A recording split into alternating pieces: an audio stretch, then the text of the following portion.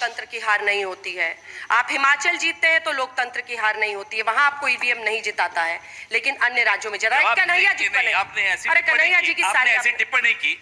जब हम कर्नाटक जीतते हैं, भाजपा कर्नाटक हारती है, तो किसकी हार होती है? नहीं साहब, तब मोदी जी की हार नहीं होती। तब अंजना जी के मुंह पर ऐसे शिकन्ने आ जाती है जब उनको कहते हैं मोदी जी हार गए। नहीं साहब, मोदी जी नहीं हारे। पवन जी, कर्नाटक के मुख्यमंत्री हारे हैं। पवन जी एक सेकंड नहीं, एक सेकंड, अब आपको सुनना होगा, क्योंकि आप ये स्टेज आप हाईजैक नहीं कर सकते। I'm sorry। नहीं, आप हाईजैक कर रहे हैं, आप हाईजैक कर रहे हैं, क्योंकि वहां पर मुख्यमंत्री के चेहरे पर बीजेपी चुनाव लड़ी थी। शाम को कहते हैं कि मुख्यमंत्री के चेहरे पर चुनाव लड़ी हार जाती है, कन्हैया जी माइक उठा लीजिए। लोकसभा में कोई असर नहीं पड़ेगा। कन्हैया जी माइक आज अच्छा हुआ, लगता है पवन जी को बाकी चैनलों पे मौका मिल नहीं रहा है, तभी माइक नहीं छोड़ रहे हैं यहाँ पे। अच्छी बात है, लेकिन पवन जी अपनी आवाज इतनी मजबूत करिए कि जनता आपकी बातों को समझे, उसके बाद स्वीकारे भी। खाली यहाँ पर आकर सोच रहे हैं कि 4-5 बैट बॉल खेल लूंगा, अगर मीडिया हस्तक्षेप बंद कर दे तो जनता हमारी बात सुनने को तैयार है। हस्तक्षेप नहीं करता है, आप नहीं सुनने दे रहे। ये साक्षी है कि 3 यहाँ पर कांग्रेस के नेता बैठे हैं, प्रमोद तिवारी जी और कन्हैया जी को आप बोलने नहीं दे रहे हैं। हम इंतजार करते, ले आइए 6 भाजपा वालों को। आप कन्हैया जी को बोलने नहीं दे रहे हैं, आज आप ही ने उनकी बोली बंद कर दी है।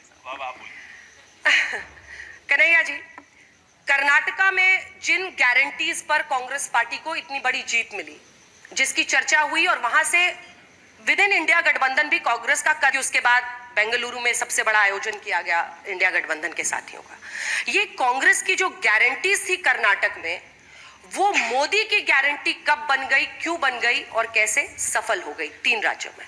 पहले तो अंजना जी आपका बहुत शुक्रिया, और आज तक की पूरी टीम को कि आप लोग ये अच्छा प्रोग्राम कराते हैं।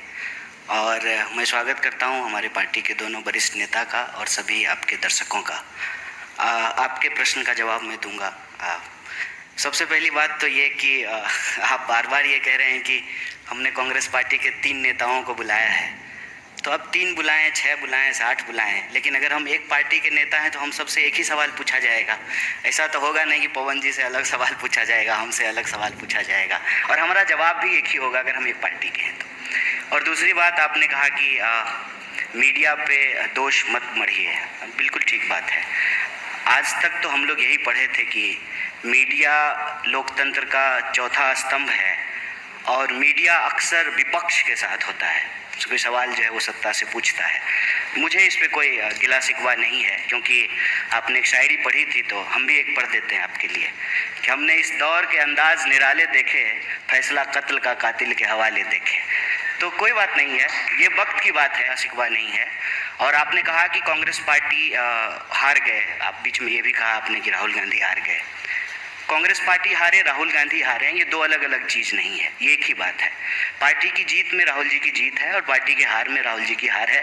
राहुल जी की जीत से जो है पार्टी की जीत जुड़ी हुई है, ये अलग अलग चीज़ नहीं है।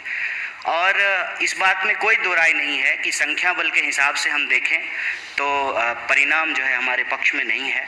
और आपने बिल्कुल सही आंकड़ा दिया है कि जो हिंदी पट्टी है उसके ज़्यादातर राज्यों में बीजेपी की सरकार है, बिल्कुल ठीक बात है, फैक्ट है।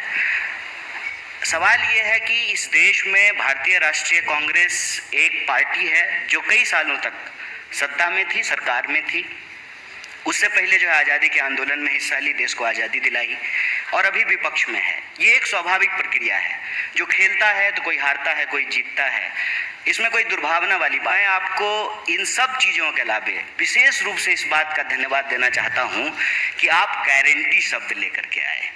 और जो प्रश्न आप हमारे दोनों वरिष्ठ नेताओं से पूछ रहे थे, और पवन जी को बोलने का हमसे ज़्यादा बिल्कुल हक है, क्योंकि वो हमारे मीडिया चेयरपर्सन हैं, मीडिया डिपार्टमेंट को हेड करते हैं, तो स्वाभाविक रूप से उनको ज़्यादा बोलना चाहिए। लेकिन हम आए हैं यहाँ पे इनके साथ इसलिए कि हमारे पास आज इस देश को देने के लिए एक अल्टरनेटिव है।